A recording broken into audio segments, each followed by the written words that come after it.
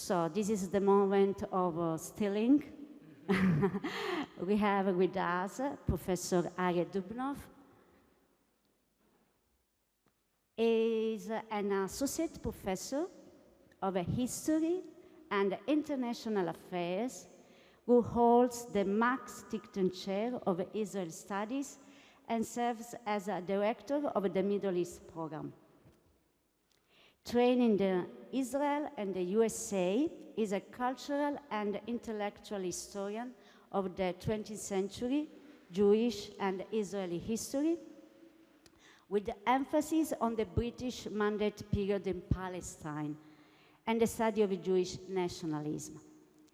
His books include the intellectual historical biography of Isaiah Berlin, The Journey of a Jewish Liberal, 2012, and 3 edit volumes. Zionism, A View from the Outside, he's in Hebrew, and Partitions and Transnational History of the 20th Century, Territorial Separatism, in 2019, co-edited with Laura Robson, and then Amos Hawes, Two Pens, Between Literature and Politics.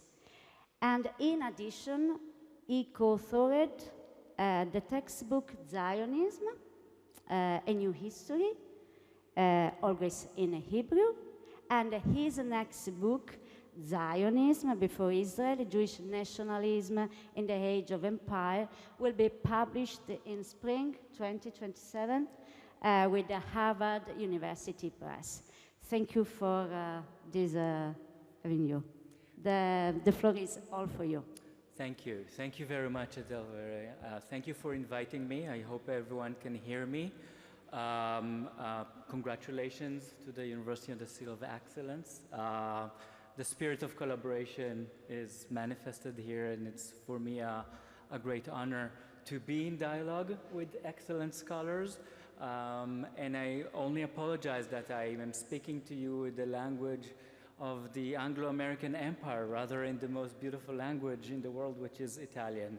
And as you can understand from the topic from the slide, I will try to give very brief outlines about a very contentious term that people hear about also today, even in, not for historians, even in contemporary news.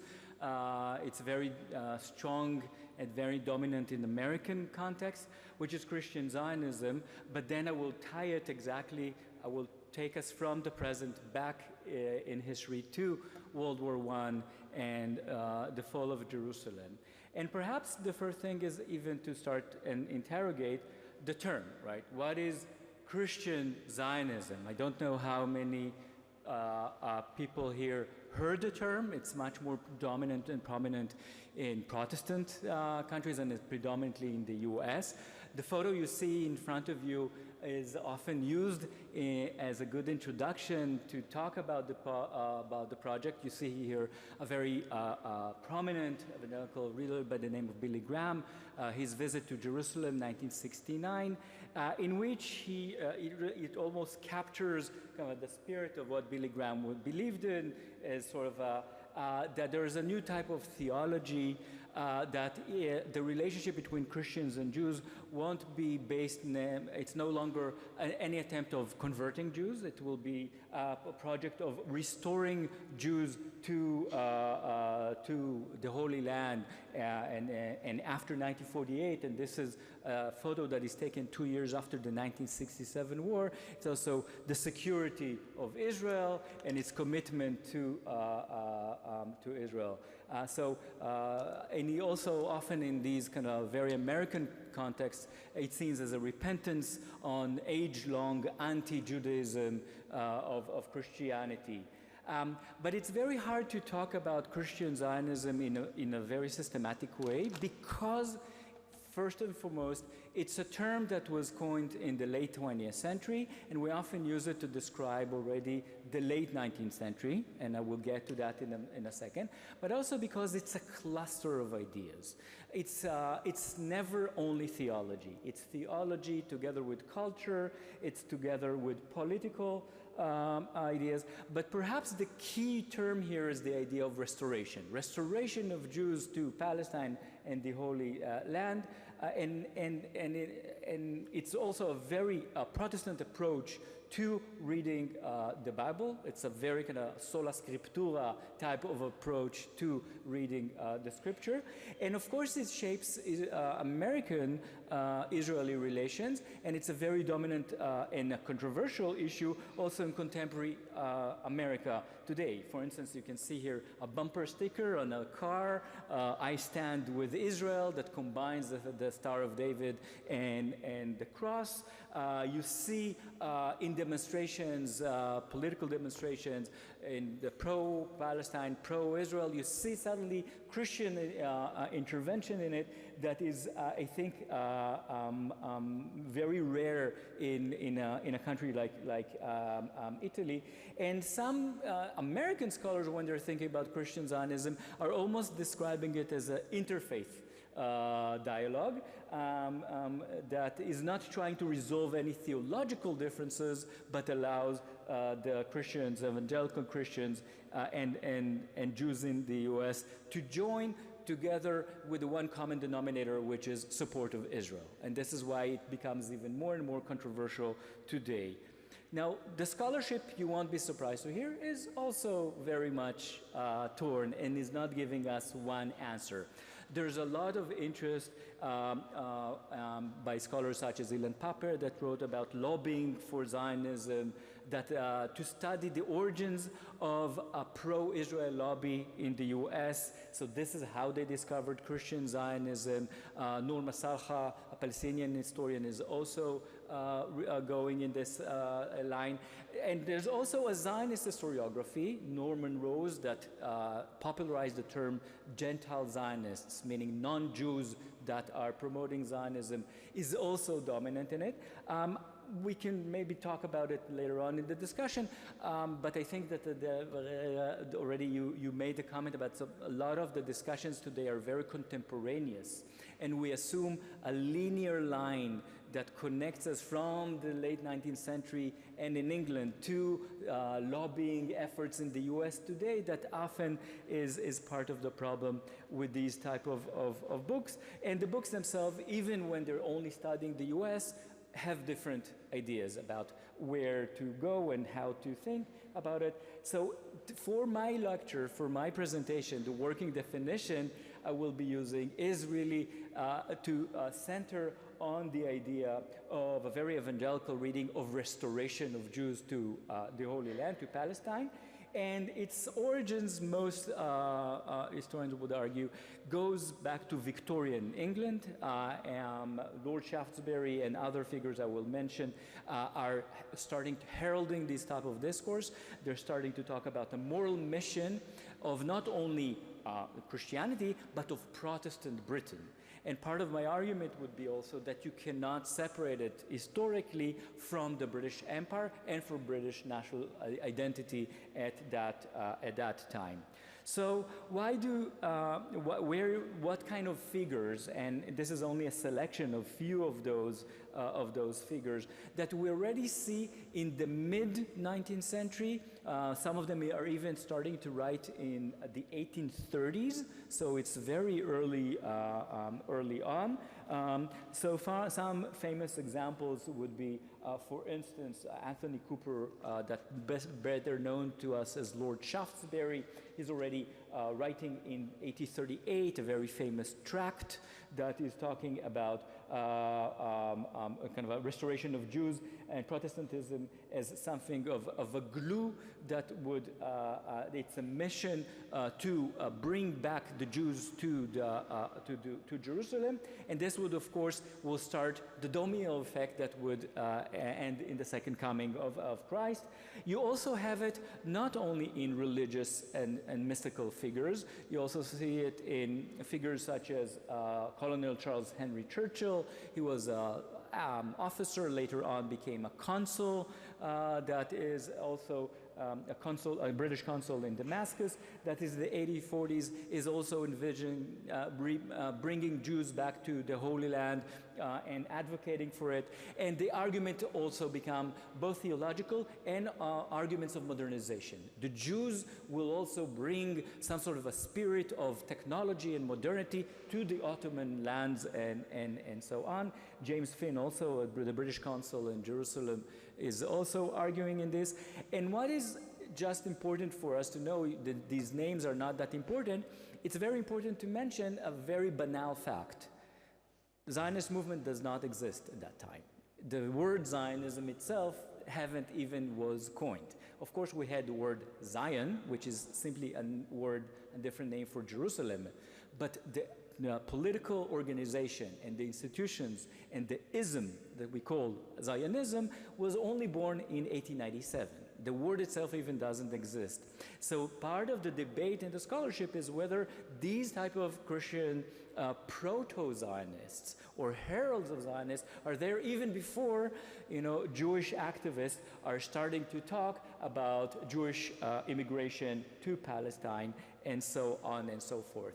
And even more than that, and it might sound very surprising to a contemporary ear, a lot of ideas and even slogans that we'd associate today with Zionism often originate in that Victorian discourse. And perhaps the most famous or infamous example is this very loaded phrase that describes Palestine as a land without a people that is just waiting for a people without a land, meaning waiting for the Jews to return to Palestine. Now, you will hear this sentence cited time and again, and often described as kind of as if it's a summary of the way Zionists are thinking about their project.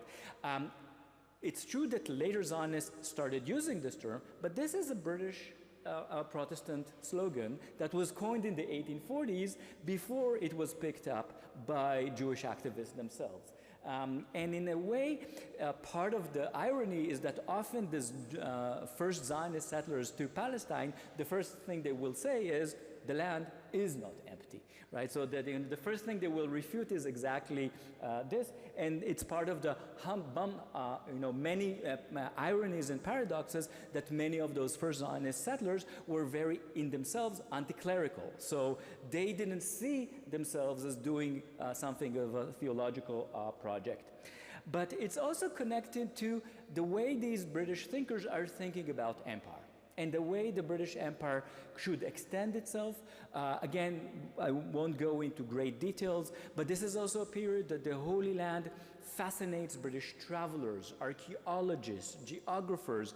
It's a well-known fact for historians of World War I that when the British military entered Palestine, they had the best maps. They had already everything. Why? Because you already had several generations of British explorers that studied the land. And in general, we think about the 19th century as something so remote, but the late 19th century, the Middle East was already quite well connected to Europe. It's not only the Napoleonic campaign, it's also the fact that we have the steam engine, so traveling to the Middle East is cheaper and faster. You have the Suez Canal, so the British and the French have an interest there. So the Middle East, even though even the term is not yet used, you will still call it Orient or Levant. Middle East would start to be used only the first years of the 20th century. It's not that remote for those British.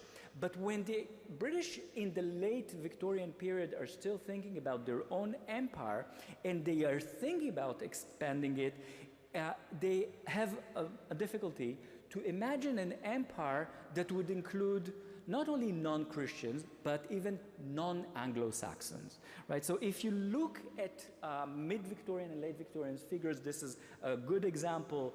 E.A. Freeman was a very famous a public intellectual historian that was talking about Greater Greece and Greater Britain. And this is because in the late 19th century, and even more so in the early 20th century, you see more and more British imperial thinkers that are saying we should not compare ourselves to ancient Rome. especially after Edward Gibbon wrote his book about the fall of Rome. Actually, the British Empire, the British imperialists are saying, no, no, no, no, we do not want to compare ourselves to Rome. We need to think about the different model. And you start seeing people thinking about the Athenian League. And why the Athenian League? It's a fantastic different model that I would call it almost imperial federalist model. Multiple city-states, right? Every polis is almost self-governing, but they are united and they're part of the civilization. These ideas, you can find them already circulating in the 1880s, but most of the British thinkers at the time are saying, but I cannot imagine these polities as not inhabited by Anglo-Saxons. And Anglo-Saxons is again a very loaded term that has both a racial connotation and a religious connotations, and it would be only, through processes in the 20th century that you start seeing British imperialists are saying, yes, but I can expand it and create an empire with non-Anglo-Saxons. Not only Jews. South Africa is an important landmark. The Afrikaners that were previously are added to the empire. Ireland is also a big important. So part of the story of the British Empire is that they are trying to think in new ways. But next to theology and next to imperial thinking, I also think that we need to include literature in the picture. And I have a very soft spot to history that mixes literature and adds it to the stew and mixes it. And perhaps in our case, there's a fantastic novel by the name of Daniel Deronda that was written by George Eliot, perhaps the most best-selling Victorian novelist at the time. It's a woman writing under a name of a man. This is her last novel, really, really a bestseller at the time. I won't go into the details of the novel. It's very complicated and a very long novel, and it's also complicated because it has more than one plot.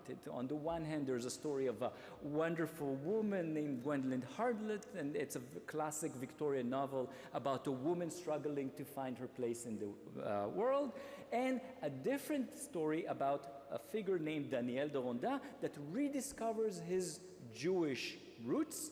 He's also very influenced by some sort of a mystical figure, almost a prophetic figure by the name of Mordechai that imagines organic center in Palestine, and as part of the man rediscovering his roots, he's reenacting them. Now, a Christian author, not a Zionist one, not a Jewish one, but she's fascinated by Jewishness. Remember this dual plot because at the end I will return to it. And this novel kind of takes these restorative theologies ideas and puts them in a language that makes it more palpable. It's also become popular, and readers, think about Victorian novels the way we would binge watch TV series today, right? These novels, before they appeared in these thick volumes, would be serialized in the newspaper. So every week you will wait for another chapter from that novel to come out and so on. So that's kind of the talk of the town, right? Like a new series that you're asking your friends, did you watch this episode and what's next? So that was the impact. And it started popularizing this idea. Again, it's not coming from the Jews, and actually the Jews are picking up it slightly late. It took me, I was searching, for instance, for the first Hebrew translations of this novel. There was already a vibrant Hebrew press that was trying to translate bestsellers, and it comes in 1892. So there's more than a decade of a delay. It's a novel from 1876 that comes out in Warsaw. And remember this novel, I will return to it. But it's part of this kind of this is why I'm talking about Christian Zionism as a cluster of ideas. This is not a theological text, and it's a novelist. It's culture, it's drama, it's melodrama, and connected with a very kind of strong understanding of a Protestant mission, but also a new interest in the Jews, some sort of a fascination with Judaistica. George Eliot, as part of her research, will go and study Jewish texts in the British Library, talk with Jews, and so on and so forth. So this is the Victorian period. Let's jump now to where the action really begins, which is, of course, World War I. And, of course, there's so many things we can say about World War I. And World War I in Europe and the Western Front is a completely different thing from World War I in the Middle East and the fall of the Ottoman Empire. And of course, I'm doing here something that is very crude, and Professor Mazza, you will correct me and nuance me, but the World War I really opens up a very strong theological language. And it starts from, and it comes from all sides. It started, also the Ottoman Empire, when it's feeling that it's threatened, is issuing a fatwa of jihad. There is a calling for a jihad. This is a German language postcard of the Great Brotherhood. You see here the Kaiser, the German Kaiser next to the Ottoman Sultan, and Emperor Franz Joseph from the Austro-Hungary, but on the right you can see the quote from the Quran, and so on and so forth. So surprise, surprise, what happens on the British side? Again, you will hear it more from my colleague. They are starting to use a different analogy, which again is both very religious but also very nationalist. The Crusaders. They start describing the British soldiers as following in the footsteps of the ancient Crusaders. We can't go into great details, but it's fascinating for scholars of the Crusades. The Crusades were done at the time, pre-nationalist times. But in the late 19th century, you suddenly have rise of nationalism in Europe, and suddenly the Crusades, right? So the Germans would admire Barbarossa, and the English would admire Richard Lionheart. So even the memory and the history of the Crusades is undergoing some sort of a nationalization. Now, I don't want to necessarily focus on the British side, but actually I want to say that this is not an easy thing to do, and it's actually not the best wartime propaganda for several reasons.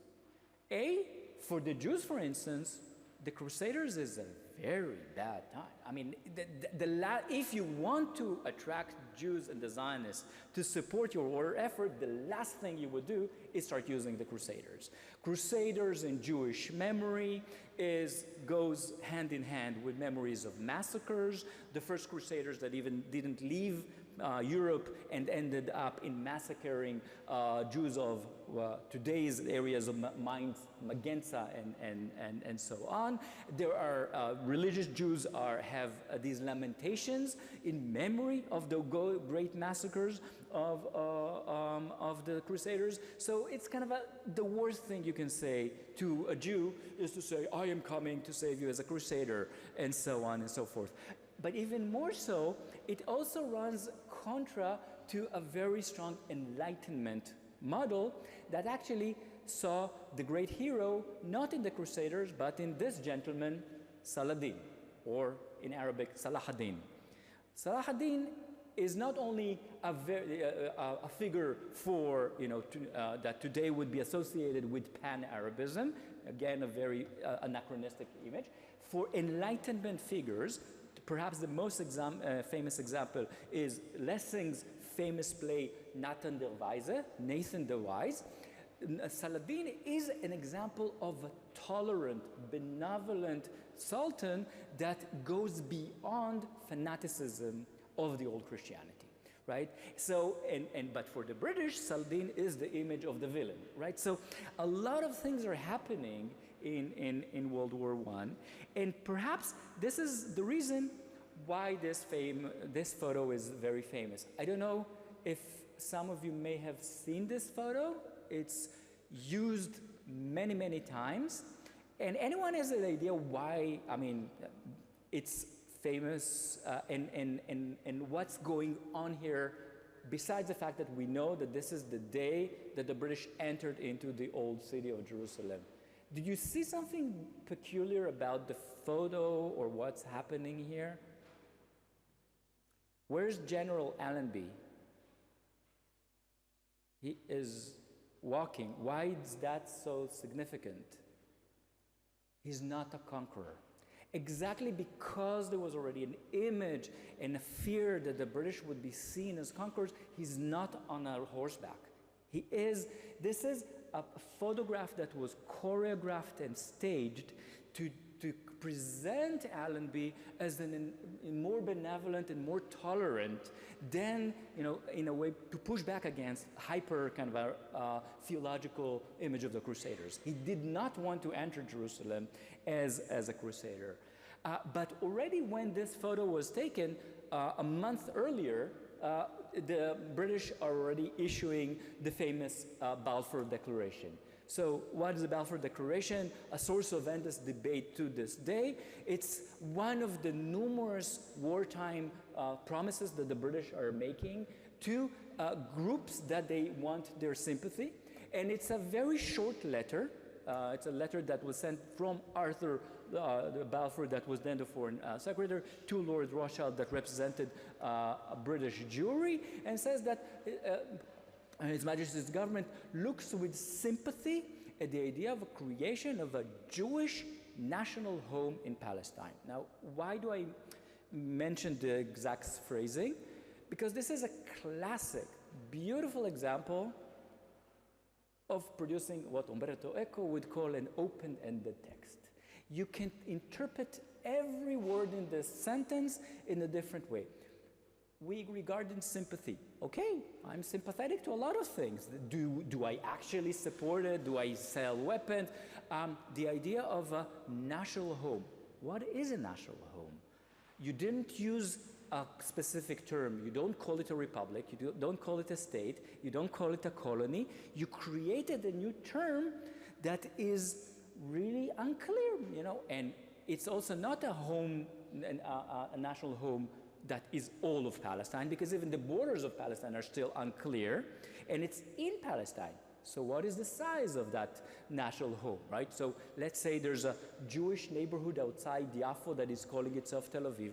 I'll say, okay, that's a national home, mission accomplished, right? It's the text at the time it was issued is still not meaning a lot of things. And it's very important for me to mention it because today we have a tendency to read it backward as like from that moment onwards, it's already clear that there's a Jewish state in the making.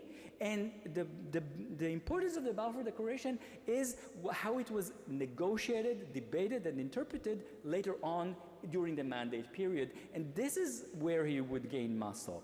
During the war, when they're issuing it, it's still, one of those numerous type of letters. And they're issuing it, really, it's very dramatic, and it's interesting to say it in the context of today's discussion, while they are still busy fighting over Palestine.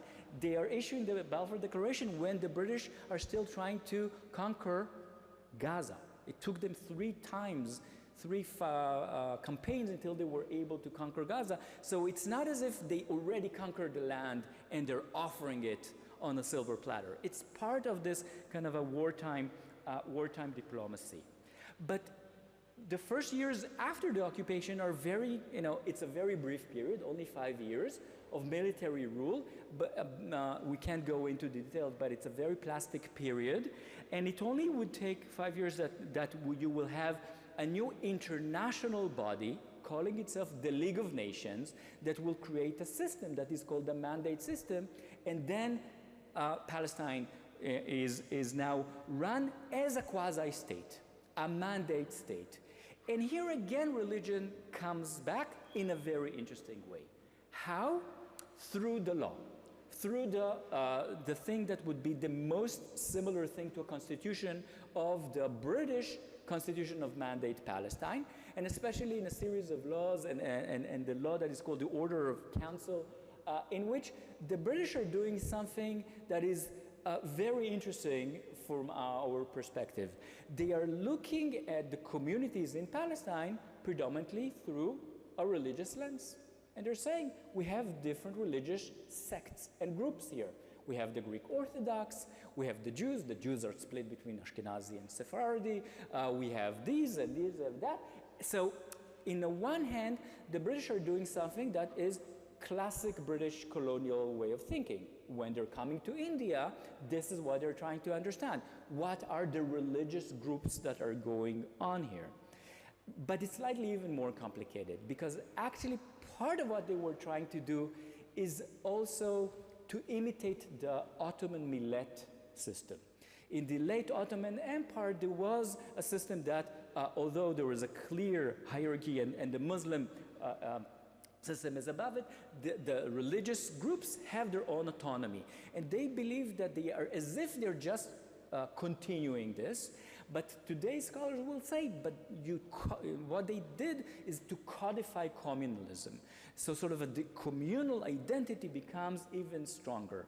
And I cannot emphasize more how important it is to understand that in the early years of the British presence in Palestine, it's so difficult for them not to see things from a different prism rather than the communal and religious prism. It is, when you're going into the archives, this is the language that the documents are saturated with. So even when you will have conflicts, right, and first violent conflict, a famous example is the Nebi Musa riots in 1921, the British will treat them as religious communities that don't get together, that don't get along. And I won't go into details, but I will argue the following, that it will only be during the 1936 revolt that the British will understand, oh my goodness, what we have here is a nationalist project, right? So it's especially from the Palestinian project that you realize that the Palestinian nationalists are both Muslim and Christian. But up to that point, they always are thinking about it in religious terms, and we can make fun of them and think that they're idiots, but actually it's clear why they're doing it. Often these violent clashes will take place either in times of religious festival or in sites that are religious sites, right? So and this is why for historians it's very hard almost to separate in that period kind of the nationalists from the religious. In the case of Nebi Musa, we have an amazing book by Halabi that is really talks about Palestinians' ritual of identity. So if you're interested, I would recommend reading this. So it is a religious pilgrimage. It has a tradition, but of course, next to a religious flag and a religious symbol, you already have nationalist flags. And the Saladin that we saw earlier, that was seen as not a nationalist figure, suddenly reappears as a nationalist pan-Arabic figure, right? So it's very hard to make a clear cut in saying, no, no, no, this is only religious, this is nationalist. This is exactly where it becomes complicated. I will rush to the end and say that actually, but the story of politics and religion in mandatory Palestine is not that simple, because actually you would expect, right, given what I've said so far, that all the bishops, the Anglican bishops that are coming with the empire, I mean, they were there even before the empire, but now the British are ruling Palestine, so they are not simply just bishops. They are bishops that are also connected to the imperial metropole that is the new sheriff in town. They would just, continue with that kind of a restorative theology. And actually, it's very interesting to see that at least in one very dominant case, the Anglican Bishop of Jerusalem, Rennie McNeese, is actually pushing back. And doesn't, in a way, it's almost a departure from these late Victorian restorative theology. He is very hostile to the Zionist idea, as opposed to Victorian thinkers that were saying, no, Zionism is the engine for the second bringing of Christ. He is thinking about a different set of ideas. Some of it is also the fact that he's on the ground and he sees that the more chances of him converting the local Arabic-speaking population. So he's not very interested in antagonizing them, and actually he's making a lot of trouble to not only the Zionists, of course the Zionists can't stand him and hate him, but the people that hate him not less is Churchill himself, right? You're making my project here very complicated, and there's a very famous visit that Winston Churchill does to Palestine in 1921. He finishes a very famous conference in Cairo, in which the aim of the conference is actually to start making, from all that mess that was created in World War I promised this to the Sharif Hussein, I promised this to the Zionists, how I don't have borders, what do I do? So he, takes himself and 40 men and puts them in a hotel in Cairo, and they start drawing the borders of Mesopotamia, modern Iraq, and so on. And he finishes this conference and rushes to Jerusalem.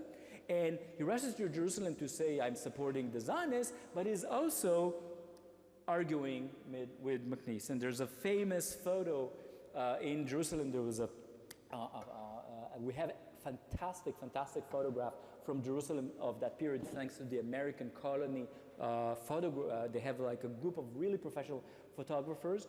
And this is a picture of Winston Churchill and the Bishop of Jerusalem, the Anglican Bishop of Jerusalem. Of course, this is one of those cases that historians are saying, I wish could be a fly on the wall and hear what they're saying. But we know exactly when and where it was taken, and the setting is also very dramatic.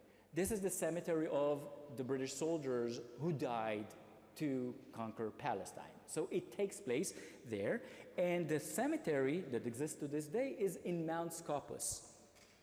If I would have had the camera and I would just turn it like this, a few angles, and add 10 years, you will see there a campus of a university. My alma mater, the Hebrew University of Jerusalem, right? And part of what is going on here is that probably Churchill is telling McNeice, listen, you are just representing a religion, don't mess with my imperial project, and so on and so forth. And I would say that by the mid-1920s, even the British are understanding that restorative theology is nice, but it's not the way to run a country. It's not a good policy guideline. And also among the way they would support Zionism, they would prefer to support the brand of Zionism that we would call today cultural Zionism. Cultural Zionism, the pupils of figures like Ahad Ha'am, these are not the figures that continued Theodor Herzl that was talking about a sovereign state. They were saying that Zionism is a project of a cultural renaissance for the Jews. Zionism is the project that will modernize the Jews, that would allow them to think about modern identity, that is not only a religious identity, and also to create these institutions, meaning a modern university in which Jewish studies is central, but it's alongside other faculties and modern research. And for the British, that's perfect, because there's no contradiction. Cultural Zionism and the British Imperial Project, for them, are two sides of the same coin. And the Hebrew University, this is a photo that was taken in the inaugural, when they opened its gates for the first time in 1925. Though it's a Zionist project, the money came from Jewish philanthropy. It's the kind of the baby of many Zionists for a long time. The VIP speaker, almost as I'm a VIP speaker now today, is Lord Balfour himself, right? So it's a statement about the importance in which the British Empire is almost using a very famous Jewish slogan, Mitzion Titzeh Torah. From Zion, Torah would spread to the entire world. And they're saying, fantastic. We are turning this proverb into a reality. We'll have a modern university in Jerusalem, in Zion, in Zion, and it will spread modern science to the entire world. No one is talking about state, about army, about flags at that stage. It's kind of still an assumption that Zionism will be part of it. So I will pause here and I will finish our this, and I will say, it's important to go back to these ideas, not in order to, I assume that there's a direct line that connects these late Victorian and interwar Christian Zionist ideas with contemporary Christian Zionism and very debates about pro-Israeli lobby in the US and so on. Actually, there is a lot of eruptions and a lot of cuts in that history, and a lot of that history was actually, in a way, almost suppressed. And it's suppressed because nationalism becomes the more dominant thing in which both the Zionists and Palestinians are starting to articulate their demands in the 1930s and the 40s, but also because eventually for the British, Palestine turns from an asset to a liability. By the 1940s, by the end of World War II, they are already looking for a way out from this mess. Who wants Palestine? The British Empire is no longer the Titanic. It's more like the Titanic after it met the iceberg. It's already sinking, it's sinking fast, and they're trying to find a way out. Partition, like in India, would be one of those quick and dirty exit strategies that we need to go back to England. But why do I mention it? Because partition is also a fantastic metaphor to how our historical memory works. So remember the story I told you about the novel, Daniel Deronda. Daniel Deronda, in 1948, symbolically, the same year that the State of Israel declares independence, and the British are looking at Palestine and looking at the Zionists are saying it's just a mess. We had an anti-British terror. Why did we do things? And they don't want to look back at their own history. And there's something very symbolic that at the same year, the most important literary critic in Britain, F.R. Leavis, this is the most prominent professor for English literature at Cambridge University, publishes this book, The Great Tradition, in which he decides what is the canon, what is the most important British novels, English novels of modern times. George Eliot is there. He admires George Eliot. And Daniel Deronda is there. But, there's a very important but. He says, but what all this Jewish stuff, all this spiritualism, return to Palestine, cut the novel in two. The first part about the Victorian woman is the novel. That's the novel I want. And create a different novel, which is this. So in a way, it's not only that the Zionists, after 1948, wanted to say, we did it ourselves, as if there was no empire that helped the Yishuv to prosper. It's also the British had their own fractured memory in which they prefer to say this memory about Christian Zionism and the way we thought about it and the way it's so integral to British national identity, we're pushing it aside. So this is why our memory of those periods is very hazy and incorrect. Thank you so much.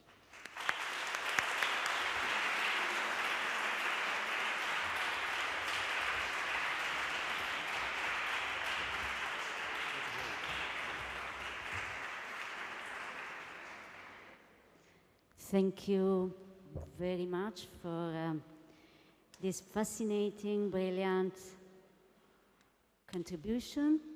And we'll open the debate later because your lecture is very close to that of Professor Roberto Mazza. And then, so the floor is, will be open later after his contribution also. Roberto Mazza is a visiting scholar at the Buffett Institute for Global Affairs at Northwestern University and is currently the executive editor of the Jerusalem Quarterly and director of the Jerusalem Unplugged podcast. Trained in Italy, in Great Britain, and Ireland also, in the USA, in Israel. He's a historian of the history of the modern history of the Middle East, specifically on Palestine, specifically on the city of Jerusalem, with a special focus on the urban history in the early 20th century. He has authored several English publications, among them Jerusalem in World War I, The Palestine Diary of a European Diplomat, 2011, and Before Jerusalem, From the Ottoman to the British, and his new last work for Viella is in Italian, La città contesa, Gerusalemme e la nascita della questione di Palestina, 1914-1920, is forthcoming because tomorrow will be possible maybe to enter and book his new book. So the floor is yours. Thank you. Thank you. Okay, first of all, it's quite incredible that we are ahead of time, being in Italy. I found that very refreshing. Secondly, I want to thank you for bringing me and us here together. Me and Arie, we've known each other for quite some time. So it's very nice to come over from Chicago, but more importantly, because I grew up 25 minutes from here, so it's literally being home. Now, I know the very fact that I grew up across the River Inza makes me some sort of a interesting individual, being from Reggio Emilia and being very much aware of the river between our two cities. Nevertheless, I'm going to talk about something that connects very much with what Arie just discussed. And unlike myself, I wrote a paper. I just didn't want to, go out of the topic because it's a complex one, and I think it deserves some attention. There will be some similarities, but also some differences, and maybe we're going to talk about that later. So today, we are diving into a topic that really remains stubbornly relevant to understanding the modern Middle East, and it is, again, Christian Zionism. And I want to start by challenging a common assumption that support for Israel among Western nations, particularly Britain historically, and America today, is purely about geopolitics, oil, strategic interest, which we all acknowledge. That is only part of a story. And I also want to add something about the fact that in Italy, this is a little known phenomenon, probably because we live in a Catholic context and we are not familiar with the evangelical theology in relation to the second coming of Jesus, which I will discuss later. And this is very unfortunate, as I believe our policymakers, those that work for humanitarian organizations and the general public would benefit from this knowledge. It would fill relevant gaps in the understanding of at least American support for Israel. So the reality is that religious beliefs, specifically Christian religious conviction, has been woven into Western policy towards Palestine for centuries, and you just heard that, and its influence is far from over. And here I would recommend some authors, particularly good friend and colleague, Lorenzo Camel, who is at the University of Turin, who published both in English and Italian, and also Gabriel Poli, a young scholar who published a great book about Victorian England and Palestine, and obviously that book is in English. Now, before I proceed, let me give some sense of historiography too.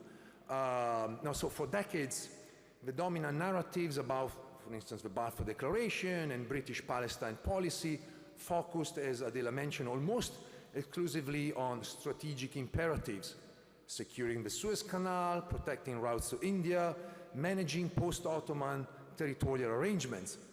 What is interesting, there was a book published in 1956 by a woman, Barbara Tuchman, and my view is that she was not taken seriously because she was a woman in 1956. And she talked about the role of religion.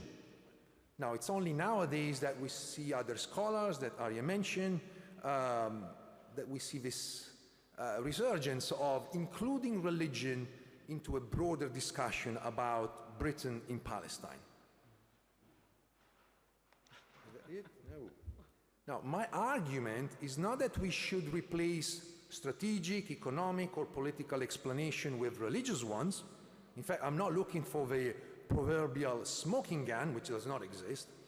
Rather, I suggest that religious conviction provided an essential framework within which other considerations operated. Palestine did not exist in their minds as a real place, with real people. It was replaced by the Holy Land, an imaginary land and landscape conjured mostly in the Middle Ages in Europe and superimposed upon the actual territory, one that didn't have borders, for instance. Now, my methodological approach draws on extensive research in archives like War Cabinet minutes, Lloyd George, Balfour personal correspondence, London Jewish Society records, military chaplain reports, which are very interesting. Usually combined with, and this was an effort, at least for me, the close readings of theological text and also missionary publications. And I'm particularly interested in what we might call the agency of individual characters, so what people do, operating within specific historical circumstances. So the questions are, how did personal religious convictions intersect with political opportunities? Where did theological frameworks enable or constrain policy options? Now, when we think about the pivotal moments that shaped modern Palestine, again, the Balfour Declaration on November 17, the British capture of Jerusalem just weeks later, all of these come immediately to mind because it's a key point in the history of the region and of the city. But here is what often gets overlooked. These were not just strategic military decisions. They emerged from deeply embedded religious imagination, transnational evangelical networks spanning Britain and America, including also crusading rhetoric, portraying the Palestine campaign as a fulfilling medieval Christian ambitions. And also I want to add here a movement that was known as British Israelism that mystically connected Britain to biblical Israel. Now, I really am not going to discuss this last one. It was a tiny mystical movement which did not play any significant role, but it's fair to mention that in those years had their 15 minutes of fame around that period of time. Now, these networks created fundamental contradiction. Christian Zionism supported Jewish restoration to the Holy Land, while crusading imagery emphasized Christian dominance. They provided theological justification for Jewish return, while seeing themselves as the true inheritors of biblical promises. There are some issues here. And here is why this matters today. These religious networks did not disappear with the end of the British Empire. They transformed, they migrated across the Atlantic, and they continue. As of today, the current American ambassador to Israel is one of them, to shape American evangelical support for Israel in ways that direct influence contemporary Middle Eastern politics, financial ways too. Now, this is a bit of an interesting picture I found online. This is Benjamin Netanyahu in some 15th century, 16th century clothes, and I'll get there in a minute. So let me take you back to 17th century England, before what Arie was talking about, the Puritans, hardline Protestants trying to eliminate every trace of Catholicism from the Church of England. And they developed a fascinating obsession with Old Testament narratives. Why? Because they saw parallel between England's struggles against Catholic powers and ancient Israel's story. Now, here is something crucial to understand about Christian Zionism, which of course was not called Christian Zionism back then, but as Arie mentioned earlier. And it starts with a simple theological question. God promised Abraham and his descendants the land of Canaan, right? We're all familiar with that. Bible, Genesis. But here's the thing. That promise was never entirely fulfilled. The Jews never occupied all the territory promised to them, and their possession of the land has never been continuous. We all know the story from the Bible. Medieval Catholic theology had a straightforward answer to that. The Jewish nation had ceased to exist. As we would say in America, capiche, finito. They had no further significance in God's plan. Essentially, the Jews were unnecessary. Sorry about that. The Jews had been punished for rejecting Christ. End of story. And this is what scholars call supersessionist theology. The idea that the Christian church had replaced Israel in God's covenant. But here's the caveat now. The Puritans began to challenge this. They argued that biblical prophecies actually promise Jewish restoration to Palestine as a precondition for the second coming of Christ. Now, I know my audience, and I know many of you have no idea what I'm talking about. So I need to pause here to explain what this idea means for those who are not aware. Because this theological difference is fundamental to understanding everything that follows. For Catholics and other Christian denominations, the second coming cannot, and I stress this, cannot be predicted. That's why it's not an issue. That's why we don't talk about it. That's why if anyone's going to a Catholic church, this is a non-issue. It does simply not exist. In fact, it would be useless to try. Some people try to talk about it, but again, it's simple.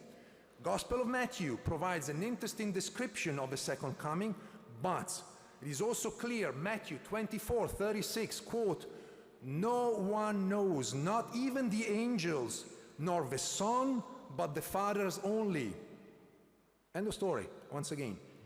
Evangelicals believe, on the other hand, that the gathering of the Jews in the land of Israel will trigger the second coming, which eventually will see, and again I'm asking you to think about this as a real situation, something that according to them will happen, the rapture. So the skies will open, half of the Jews will die, and the other half will convert. And I hope you're going to be the one who's going to convert. It's a little anti-Semitic, wouldn't you agree? But that's not the point. Well, it will be in a second. And after that, it will be the new era of Christ. And I'm going to repeat this.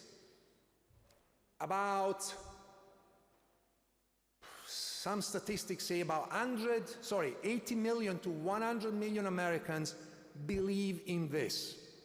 The current ambassador of the United States to Israel is a proponent of this idea. Okay, so math, 2 + 2 = 4, you can see the connection between this theology and the political relationship between Israel and the United States of America. Of course, there's also strategic issues, or whatever you want, but this is important. Now, this eschatological framework, so this theology of end of times, became what I call a theological template that would persist for centuries. Arie is right, ups and downs. It's not a linear, it's not a line, but there are connections. And it made Christian support for Jewish restoration theologically necessary rather than merely a charitable or a strategic, question. So this was radical material, and it started having real-world consequences during Oliver Cromwell's rule in the 1650s. And so here you have Benjamin Netanyahu, Oliver Cromwell's coming together. Cromwell, influenced by these Puritan discussions and wanting to attract wealthy Jewish merchants, effectively ended the medieval ban on Jewish settlements in England that had been in place since 1290, so much for Judeo-Christian traditions. But more significantly, his government received petitions from English Puritans for active support for Jewish return to Palestine, which, by the way, at the time was obviously Ottoman territory. And there is an amazing petition from 1649 by 2 English Puritans, Ebenezer and Joanna Cartwright, declaring that, quote, "This nation of England, with the inhabitants of the Netherlands, shall be the first and the readiest to transport Israel's sons and daughters in their ships to the land promised to their forefathers." So think about that for a moment. In the middle of the 17th century, English Protestants were already imagining themselves as instruments of Jewish restoration to Palestine. The idea that England had a special role in fulfilling biblical prophecy became embedded in Protestant political culture. Again, a sort of a theological template for understanding England's mission in the world. Now, these ideas went dormant for a while after Cromwell died, but they did not disappear. They persisted in dissenting religious communities, basically waiting for the right moment to resurface. And this happened in what we call non-denominational churches. And the moment came in the early 1800s when, following Napoleon's invasion of Egypt, which then was followed by Muhammad or Mehmet Ali's rule, the Middle East basically opened up to European penetration. And suddenly, Palestine, the Holy Lands, became accessible in ways that it had not been for centuries. And this is where we see what we historians we may call the opening of the East to European influence. And religious networks were among the first to take advantage of this. In 1809, a group of British evangelicals founded the London Society for Promoting Christianity Among the Jews, also known London Jewish Society, and their goals were fascinating and contradictory. Preach that Jesus was the Messiah to Jews, encourage physical restoration of Jews to Palestine, and teach Christians about their Jewish roots, and also generally promote the Christian Jewish movement. Here's the irony. They were terrible at converting Jews. In fact, in the first 13 years, they averaged maybe 7 Jewish converts per year, and none of them were religious leaders. So we have some research done on that by a colleague, Yaron Peres, that looked at British missions to Jews in 19th century Palestine, and basically documented all of this, giving us a sense that this mission failed in this objective. But here is what they were good at: building institutions in Palestine. So they established an Anglican bishopric in Jerusalem in 1841, founded schools, built hospitals, and all of these institutions created permanent bases and ongoing relationships with both Jewish and Arab communities. Now, this picture is from Christ Church in Jerusalem. In Jerusalem, there are 2 Anglican churches. This is the, shall I say, pro-Israel one. The other one is pro-Palestinian, to use this terminology. But you can see the connection. So the Alpha and the Omega, but also Emmanuel, written in Hebrew characters, and the Star of David. So a clear connection between Christianity and Judaism. And this is where things get interesting for our story. These institutions became valuable sources of intelligence and political influence. They were not just missionary outposts, they were nodes in a transnational network that would eventually influence empire policy. The missionary correspondence I have looked at in the archive shows regular reporting on political conditions, economic developments, demographic changes, all flowing back to London and informing British understanding of Palestine. And the key figure here, again, is Lord Shaftesbury, a social reformer and Tory MP, and in the mid-1800s or the 1850s. Shaftesbury declared that he was, quote, always moved in his life by the principle of a second coming. This was not just personal piety, it was a systematic theological framework that viewed British imperial expansion as fulfilling divine purposes. But, and this is crucial, Shaftesbury opposed Jewish emancipation in Britain. So he supported Jewish restoration to Palestine while being, in some sense, anti-Semitic. This contradiction would characterize Christian Zionism, again, it's a term that was coined later, fought throughout its development. Simultaneous support for Jewish restoration and underlining anti-Semitic assumptions about Jews' place in Christian society. By the late 1800s, you had figures, like we saw earlier, Lawrence Oliphant, becoming strong advocates for Jewish resettlement in Palestine. Oliphant wrote books that would later influence Theodor Herzl and other Zionist leaders.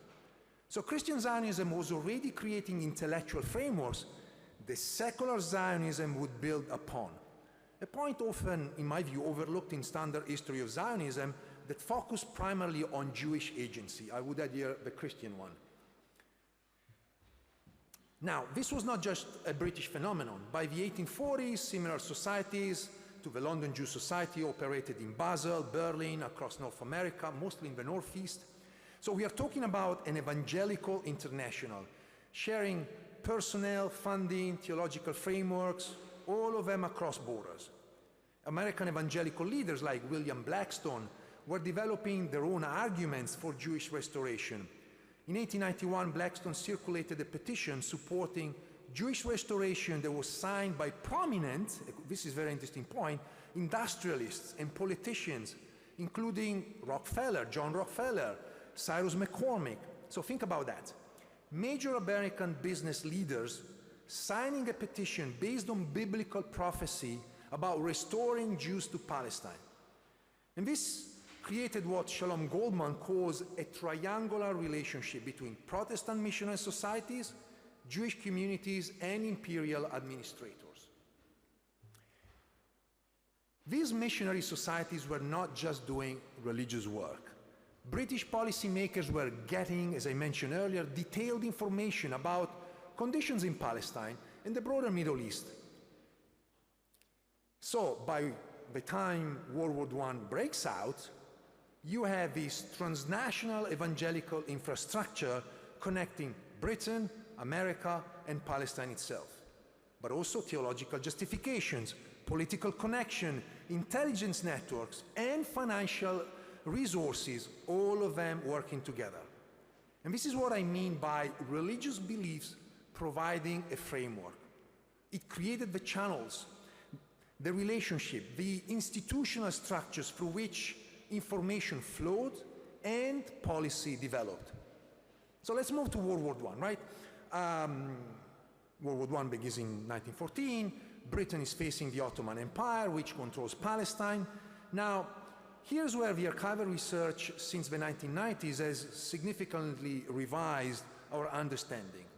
Cabinet papers that were previously closed reveal something remarkable.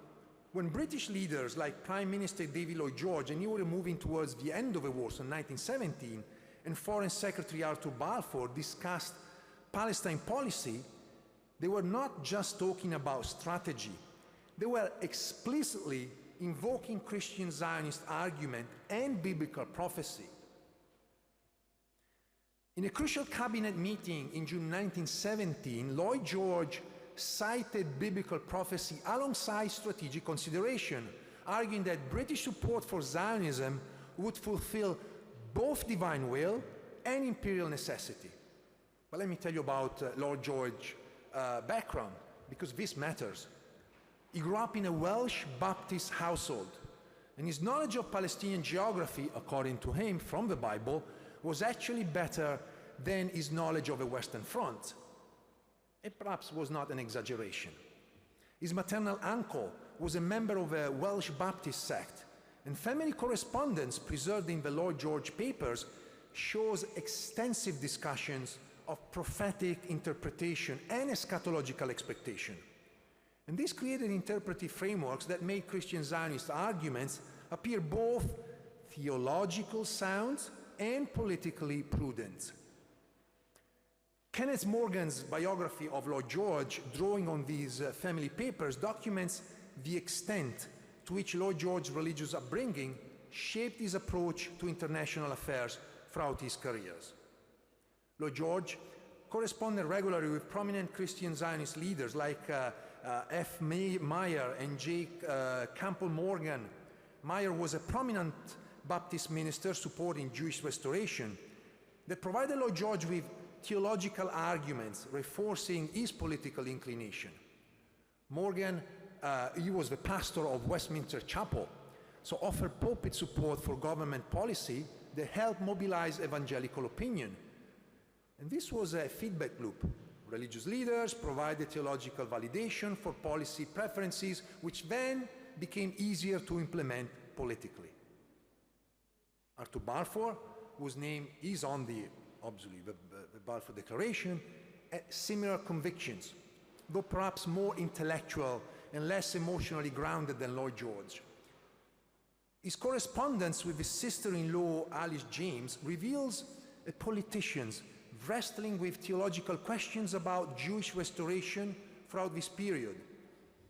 His book, The Foundation of Belief, published in 1895, show shows sustained engagement with questions about religious truth and historical providence. Now, I want to address here a potential objection. Some might argue, oh, but surely these were just rhetorical flourishes. Politicians use religious language all the time, even today. We can see that. I mean, for those of us living in America, we have a Secretary of Defense, well, ideally citing from the Bible, but he prefers Quentin Tarantino. That's another story. But the point is that there is this religious rhetoric, right? And this is a fair skepticism. And it is why archival evidence is so important. These were not public statements designed for mass consumption. These were private letters, cabinet discussion, personal correspondence. And the consistency of religious framework across public and private documents suggests genuine conviction, not just mere rhetoric. Balfour's support for Zionism was not merely a political calculation. His speeches defending the declaration in Parliament emphasized moral obligation and historical debt to the Jewish people. And these were framed in explicitly religious terms.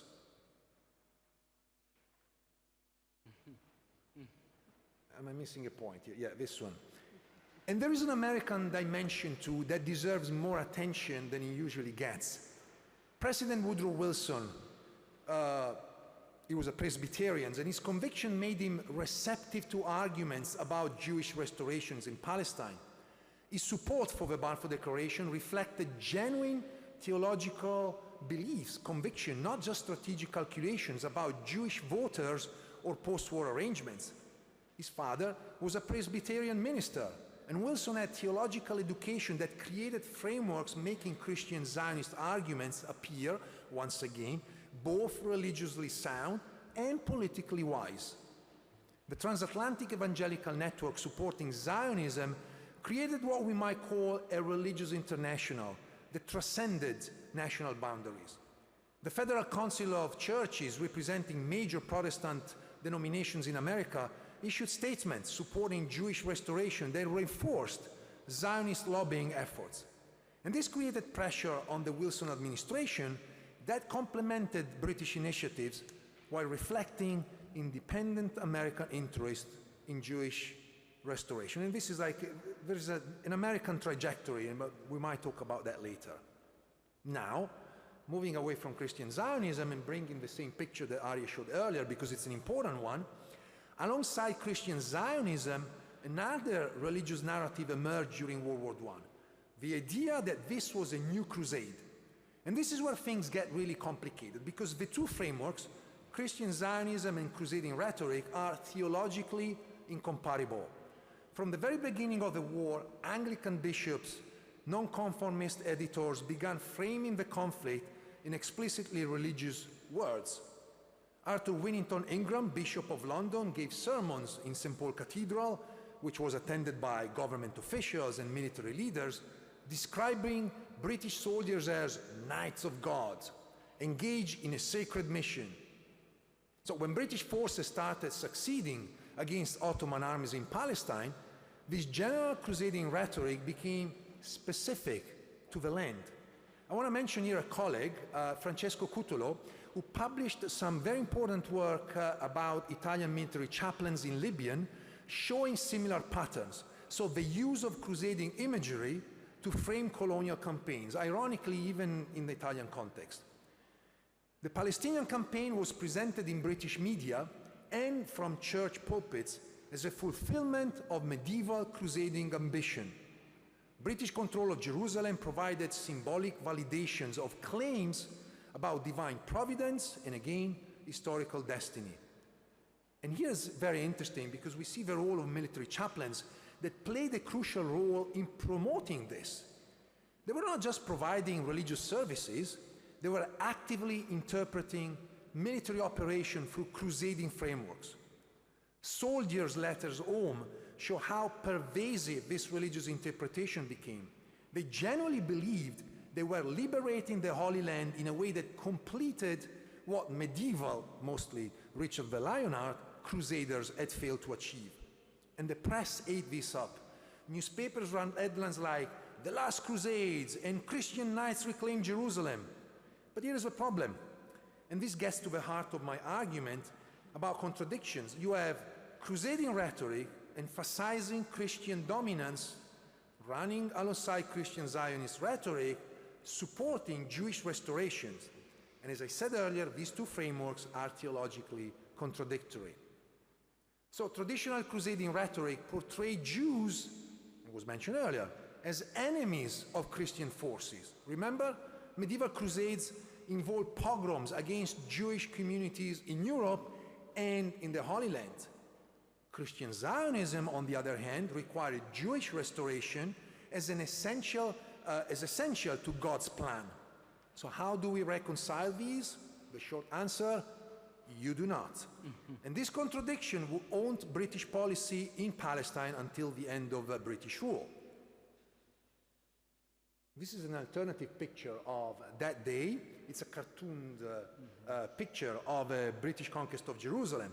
Again, December 11, 1917, General Edmund Allenby enters Jerusalem on foot, and the timing, just weeks after the Balfour Declaration, created symbolic resonance that everyone recognized. Now, let me clarify this. This was a coincidence, it was not planning.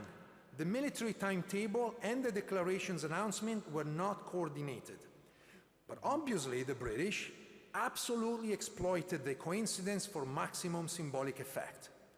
And as Arie said, and also Adele, the decision to enter on foot rather than horseback was deliberate. It was meant to show respect for the city's religious significance, to make the occupation appear as liberation rather than conquest.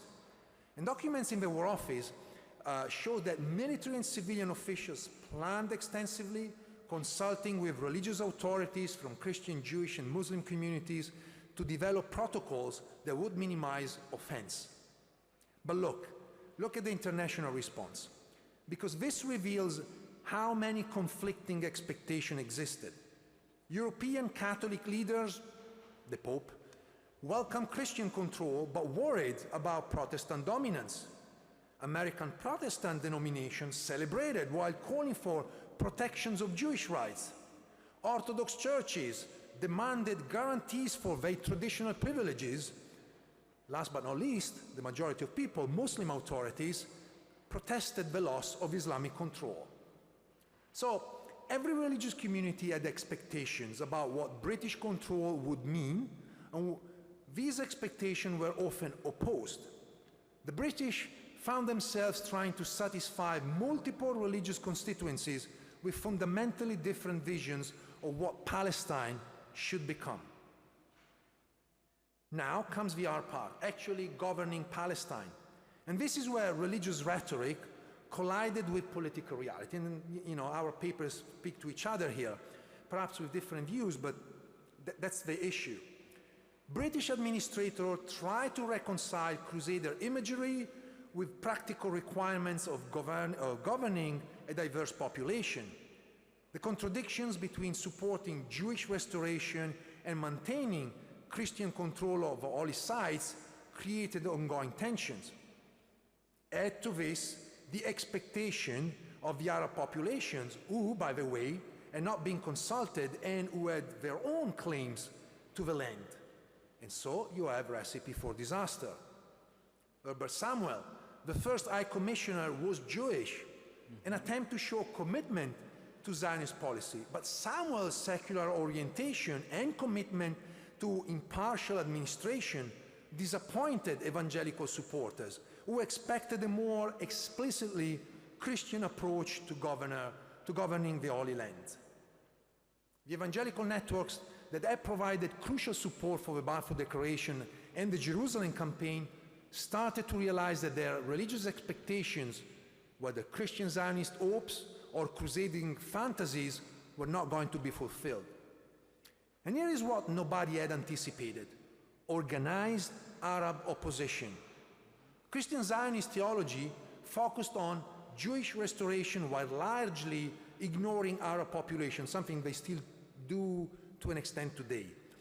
The religious framework literally did not have categories for understanding Arab political claims or national aspiration, not to mention to understand Christian Palestinians, Christian Arabs that were completely alien to them. Crusading rhetoric assumed Muslim submission rather than active resistance. So the development of Palestinian Arab nationalism created complications that the religious frameworks simply had not accounted for. British officials found themselves caught between conflicting demands from religious constituencies that had provided the initial support for British involvement, and they gradually abandoned explicit religious justification for their policy. But by then, they were trapped by commitments they had made exactly based on religious expectation that they simply could not fulfill. Winston Churchill's white paper of 1922 tried to square the circle by limiting Jewish immigration while maintaining commitment to the national home. But this satisfied no one, not Zionists, no Arabs, no evangelical supporters. Each group felt betrayed because each had interpreted the original commitment through their own religious or political framework. And this is what I mean when I say the failure of British policy cannot be fully understood without recognizing how religious motivation shaped initial commitments that proved impossible to fulfill. The religious frameworks created expectation that simply political reality could not meet. So, Britain eventually leaves Palestine in 1948, empire ends, right? The religious influence is over, not even close. The transnational evangelical networks that had influenced imperial policy adapted to new realities. The theological framework developed during the imperial period became the foundation for what would become one of the most significant religious political movements of the late 20th, from the Reagan administration onwards, and early 20th century: American evangelical support for Israel. The American dimension of Christian Zionism, which had been developing alongside British movements since the 19th century, became particularly important after Britain's imperial decline. Right? The Titanic collapsed, and now the Americans are there. And the lobby networks that supported the Balfour Declaration provided models for American evangelical political engagement. Dispensationalist theology, I'm not going to explain, but it's essentially Christian Zionism, popularized through Dallas Theological Seminary and the Scofield Reference Bible, created a mass constituency for Christian Zionist politics that far exceeded anything achieved during the imperial period. Organizations like the Christian United for Israel, funded by John Hagee, claimed millions of members and exercised control, and still does, considerable influence over American foreign policy. Modern Christian Zionism operates through the same channels that characterize British Christian Zionism: personal relationships with political leaders, theological justification for political position, mobilization of religious constituencies. The emphasis on biblical prophecies and eschatological expectation has been systematized into detailed interpreted schemes that provide religious significance for contemporary political developments. What's happening in the West Bank with the settlers is partly Israeli politics, but it has a lot to do also with Christian Zionist theology of restoration of the Jews in Eretz Israel, the land of Israel. So you see the marriage here. And the contradiction between Christian Zionism and anti-Semitism, it's still there, just in more complicated forms.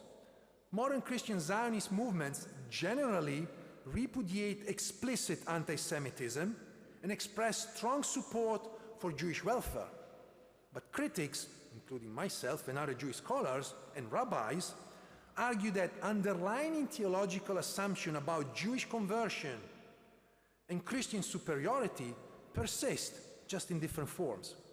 And the expectation that Jews must convert at the end of times remains part of the theological framework, even if it is not emphasized in contemporary political discourse. There's a reality in American Christian Zionist institutions where, when they have to engage Jewish constituents, they avoid this part, but everybody knows about it.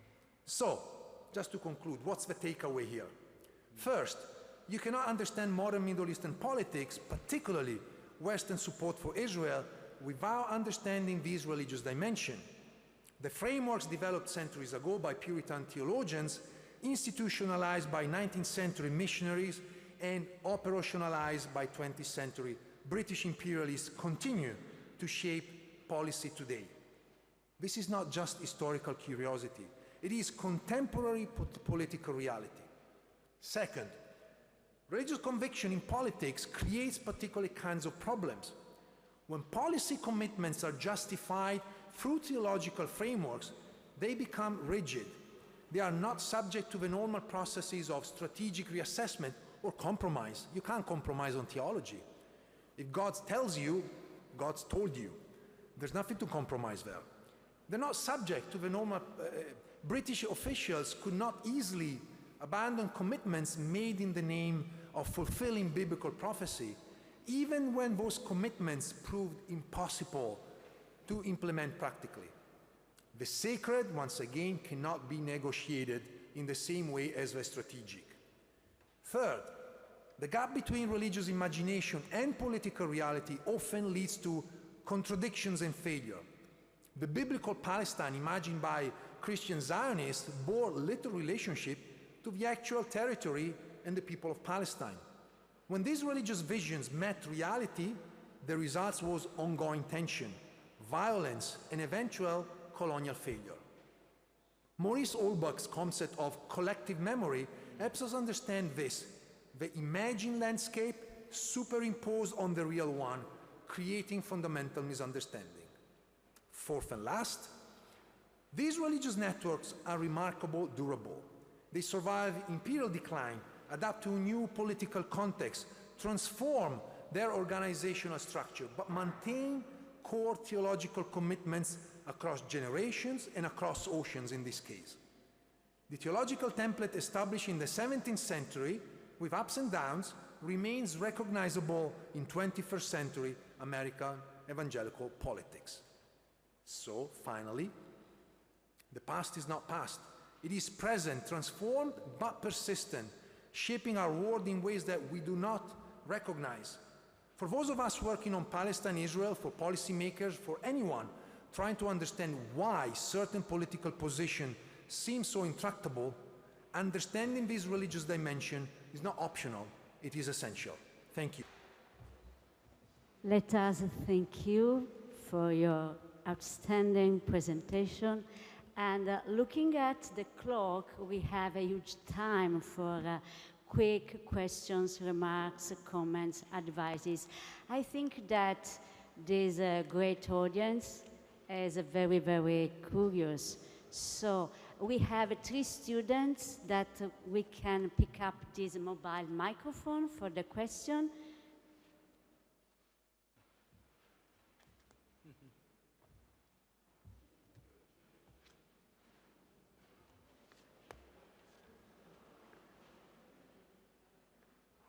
Okay, is a great student.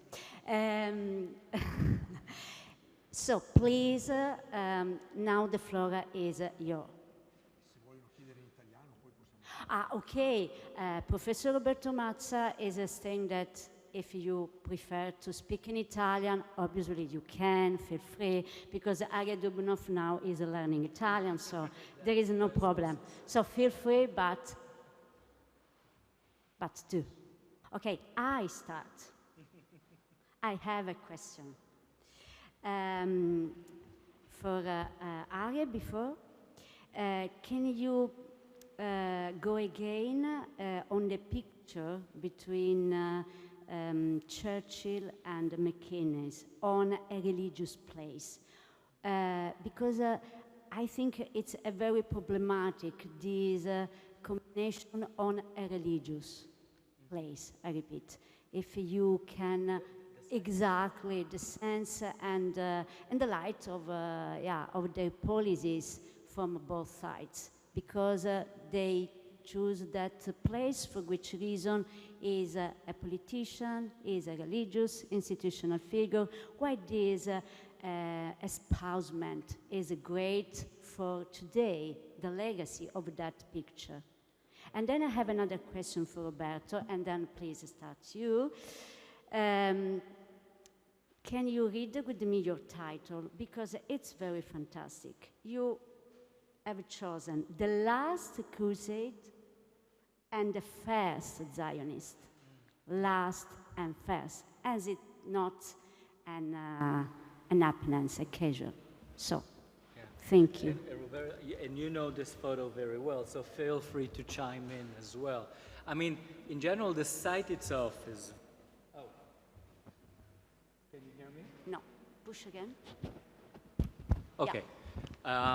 So the site itself is very dramatic. It's, I mean, first of all, it's a military cemetery, but it's in the eastern side of Jerusalem, overlooking. It's on a hilltop overlooking the Temple Mount. So it's anyone that is standing there to this day kind of sees the holy city, but it also sees it from the eastern side. The fact that these, you know, this is a military cemetery is significant because, right, a lot of what is happening in World War I is, how do you even commemorate these fallen soldiers? Do you see the soldiers a bit as martyrs that conquered the land? But there's also ongoing kind of a debates about other groups that were not necessarily English, that were part of the war effort and so on, right? Much of Palestine is conquered by even Muslim troops from India. Yeah. So it's not only that Christians right, but in that specific conversation, it seems to me that, right, the bishop, the Anglican bishop, McNeese, sees himself as kind of representing commemoration of kind of he's not seeing himself necessarily as an emblem of the empire, but as someone who's representing sort of an Anglican church that has now a foothold in Palestine, but, and is not kind of is in the interest of building the empire as much as building the church and attracting new missionaries in. And this is also the beginning of the process of we can talk today, some scholars even call it the Palestinization of the church, right? So the growth of Christianity in Palestine would be Arab-speaking populations that would absorb Christianity. For Churchill, Churchill looks at the entire subject in a very, very different way. Has a strong vision of empire. He's also very hard to pin him down when it comes to his views of Jews. Churchill is famous or even infamous from saying, we just talked about it, in the same breath he can make a statement that would sound super philo-Semitic and pro-Zionist, and in the next sentence, completely anti-Semitic. For him, the Jews would be both the revolutionary Bolsheviks, dangerous figures that are toppling the old order and civilization, but exactly because of that, you need to support Zionism that will be like a vaccine that will turn them into good Jews, right? So he himself, the way we even talk today about anti-Semitism is not actually really helping us to understand how he looks at this from his perspective. Yeah, and I want to say what you mentioned about last and first. So last, obviously, again, it was not really a crusade. We need to be clear, but there was an attempt to make the British campaign in the Middle East looking like a crusade. The reality was that most of the soldiers were not even British. I mean, they were British in terms of like the uniforms that, you know, you have Indian Muslims, so they were very careful, at least within the military. But certainly was the last one, like in terms of, you know, the narratives that were used.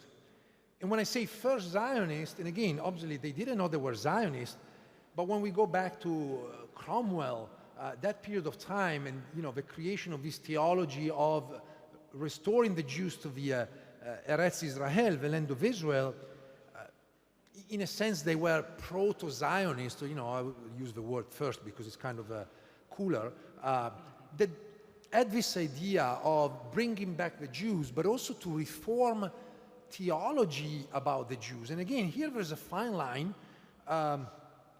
Ironically, Catholic theology at that point was clearly anti-Semitic, well, anti-Judaism, really. The Jews killed Jesus. Ironically, Yeshua by yourself was obviously a Jew himself, but it was quite clear. This new theology was like, yeah, we want to bring the Jews back, so it sounds like positive, philo-Semite, also humanitarian. The word doesn't exist, but saving the Jews from the pogrom that already occurred in Eastern Europe. But at the same time, the end of that theology is extremely anti-Semitic. There's no place for the Jews in the end. Either they die or convert. And again, many believe that Jews in Europe had to be separated. So they live there, but politically they shouldn't have been, sharing the same rights. Even wealthy Jews, they might share wealth and have the right to vote, but they should have to be kept at the margins of society. So I think this is very interesting. I mean, these first Zionists look like benevolent, but I would question that, like, are they benevolent, right? Yes, there is this idea, but it's very problematic. And it's not a surprise that not necessarily the Jews bought this. I mean, we don't have scores of Jews moving to the land of Palestine at that time. Yeah, a few groups, mostly in the 18th century. So the first Jewish, sort of wealthy Jews that sponsored some groups to migrate to Palestine, and most of them failed. They couldn't survive without halukah, money coming from other European Jews. So, I have this big question about really their identity and the question of anti-Semitism. But obviously we have to deal with the fact that this created the basis for again, with the ups and downs of a contemporary Christian Zionism that on the other hand is very active, both from a theological perspective, those of us living in America, and we live in areas, Washington and Chicago, that don't see many Christian Zionists, but if you go to the so-called Bible Belt, so the Midwest or the southern parts of the United States, you have these mega churches where this is the word. I mean, this is the ideology, this is what they're praying for, and we're talking about literally hundreds of millions of dollars that are collected on a yearly basis and sent to various institutions in Israel supporting essentially the restorations of the Jews, mostly to the West Bank.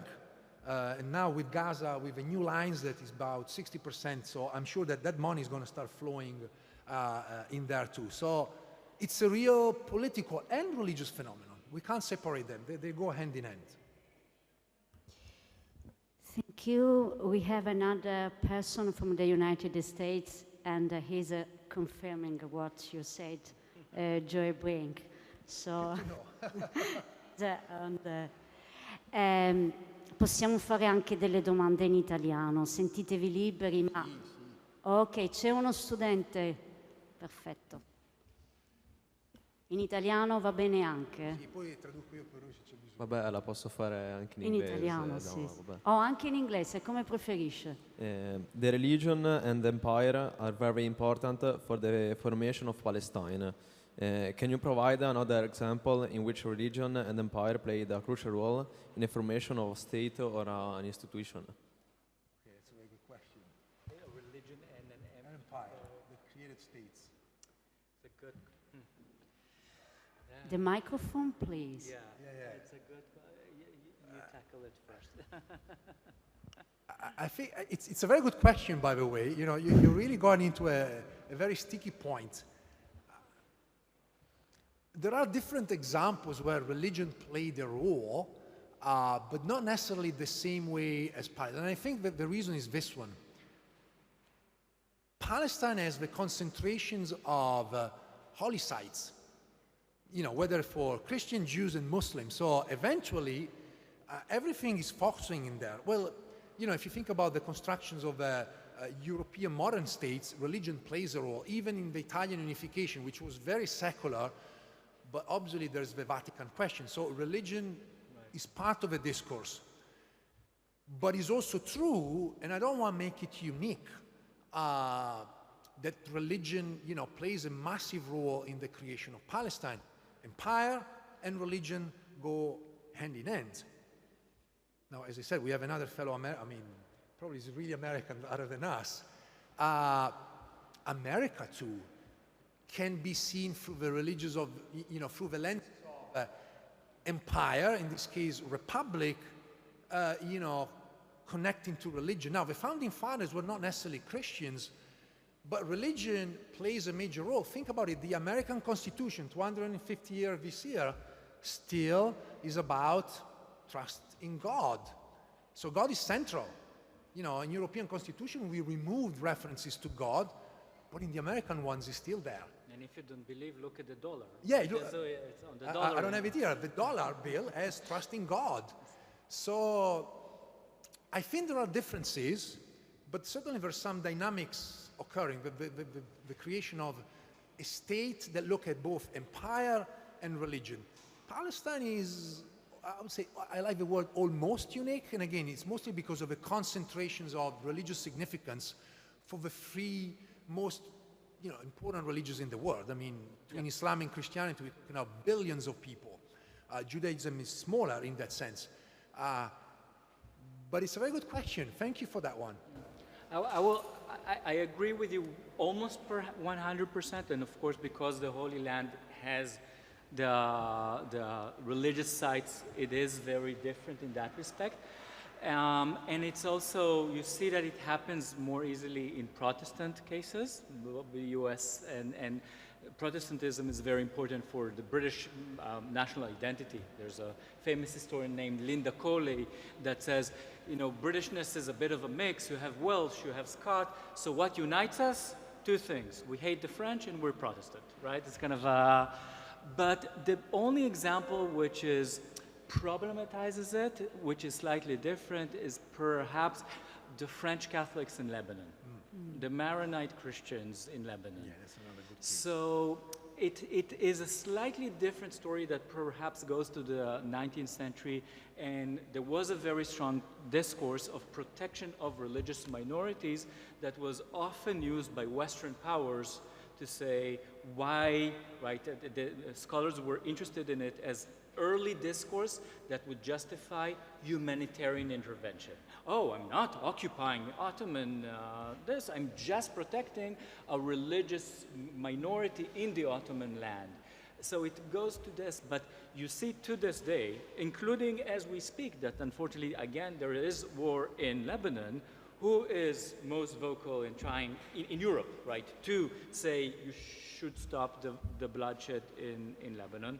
It's France, and if there are very clear connections. So it's not the same story, and the French and the British are different, but it is a kind of a slightly, in other respects, it's a parallel story in the way that France looks at the Maronites as a special community of interest that is, one can compare it almost to how the British were looking at the Jewish issue. Yeah, and adding to that, I think I completely forgot about Lebanon, which is very important, but there's also the crusading kind of rhetoric, because it's true that the French are traditionally the protectors of the Catholics in the Holy Land, obviously including the Maronites in Lebanon, but there's also this idea through which France is connected to the region, again, this is all historical imagination, through the crusading enterprises. So through the Crusaders that, for the most part, were effectively French. There was no France back then. They spoke different languages and dialects, but again, it created this imagination of continuity. The French operated in the land, and for sure left their mark.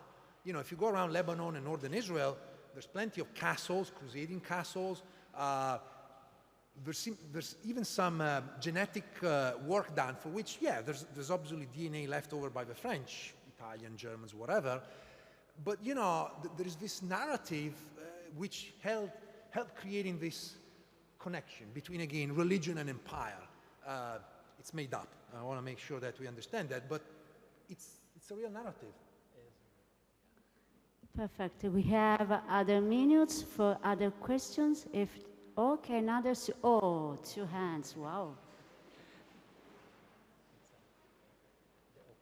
Yeah, that's the courage.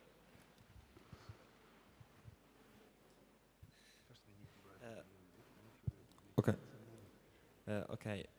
My question is about Zionism. Actually, Zionisms in the plural form, because we will know that it's more correct. But how can we approach an individual research about this topic as students? An excellent question, and I also love, I mean, the very fact that you use the plural Zionisms is already, if you were my students, I will give you extra credit, because that's kind of so much of what I'm trying to do as a historian is really to go against older literature that wanted to think that there's one key dogma or catechism or one idea. And as I often talk to my students, the joke goes that if you put 3 Jews in a room, you already have at least 5 opinions, and they're fighting. So guess what happens when I'm looking at the chronicles of the Zionist Congress? It's one debate after the other, after the other. They're always debating. Now, the question is what, you know, to understand that there were different strands, but also what are the options that were chosen and what was cut.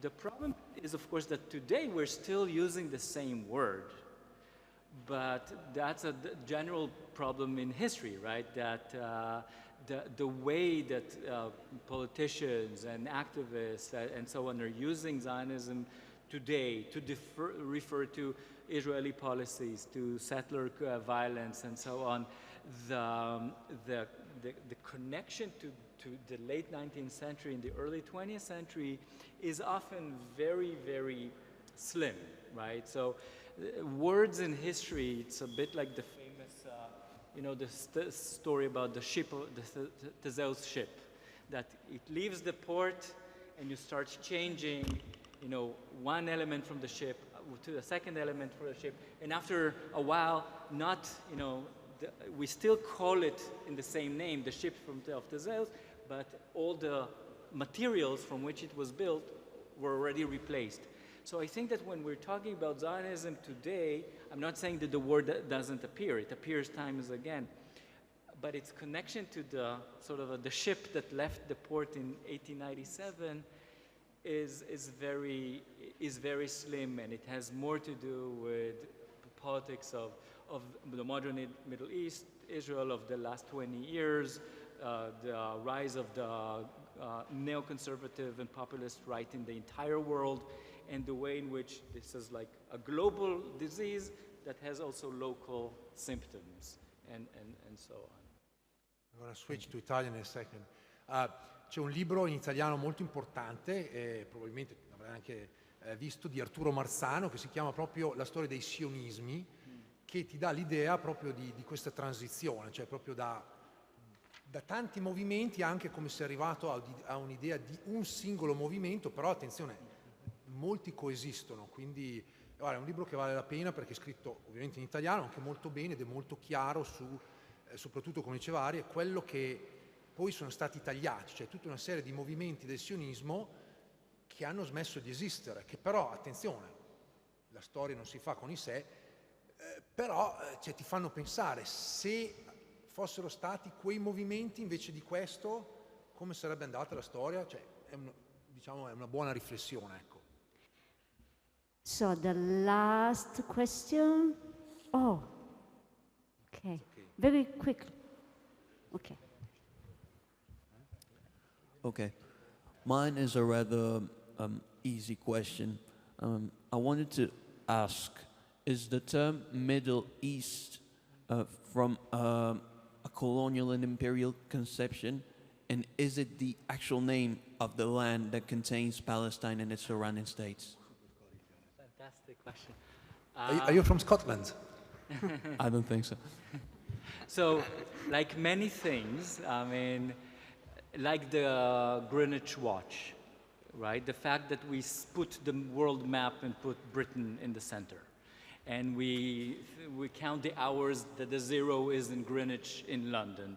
A lot of things are echoes of the age in which Britain was the biggest empire, right? We all know that even the world as we look at it is not from the equator, right? So why do I mention it? Because of course the term Middle East means something only if you have what? Near East and Far East. So the Far East is what? India, South Asia. The nearest would be today's Turkey and Greece. And the term Middle East is literally between these two Easts. And from the geographers and cultural geographers that talked about it, there's no real use of the term before roughly the year 1900. Like, it starts becoming popular in 1904, right? So even when there's the Suez Canal, they're still thinking Levant, Orient, these are the terms.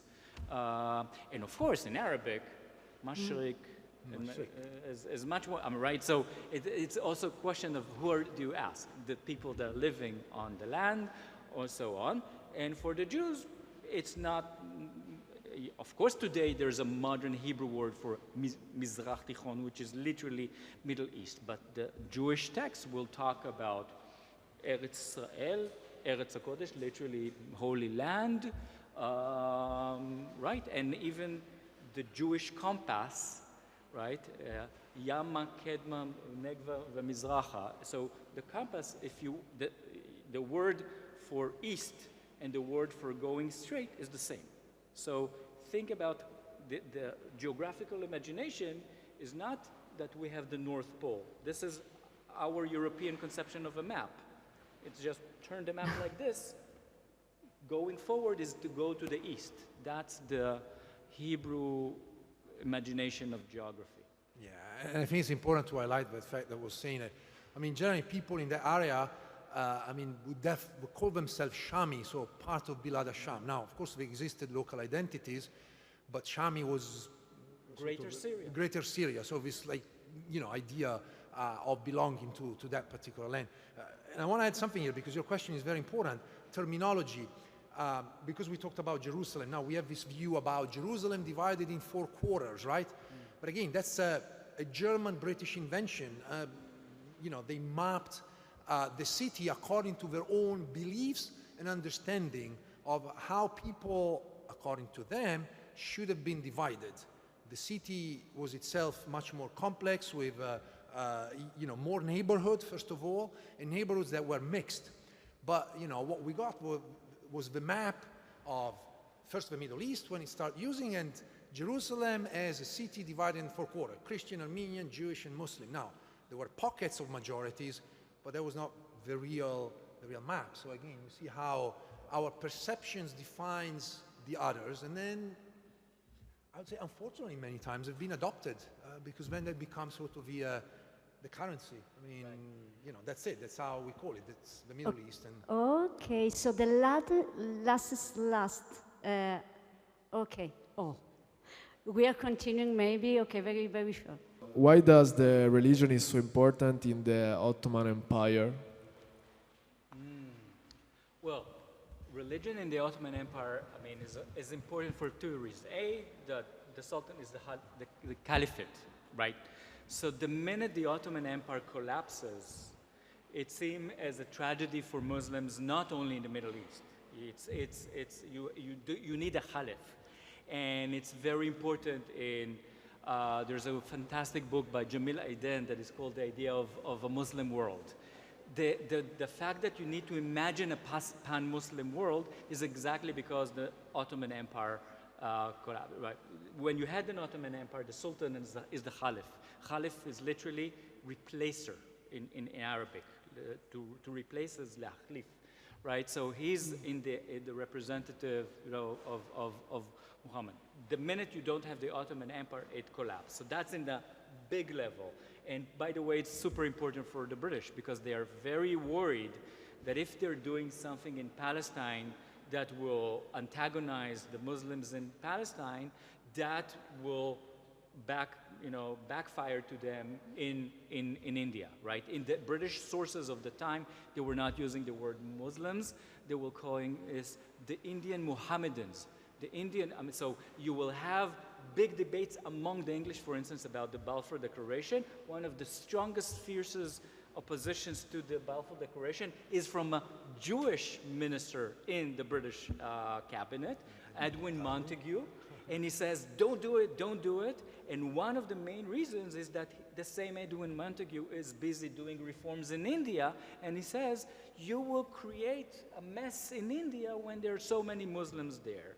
And the second reason is this very, very complicated millet system that you have autonomy for the groups. So under the Ottoman Empire, each, today we would call it religious courts.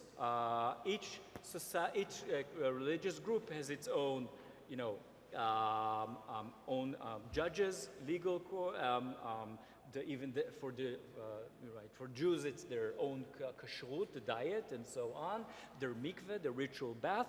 It's completely. So the idea is that you have an empire as a big umbrella, but the everyday life and everything that has to do with marriage and divorce, with food, that's the community does it. You don't need the main administration in Constantinople, what we call today Istanbul. Okay, I saw the last hand. Female student, yeah? Okay. With this, we are closing. It's a coffee chair. It's very kingy. The reina. Yeah. When the Ottoman Empire collapsed, what was the relation between the new settlers and the natives? Sorry, the news? When the Ottoman Empire collapsed, yeah. What was the relation between the new settlers and the natives? And the indigenous Palestinian population. Yeah, exactly.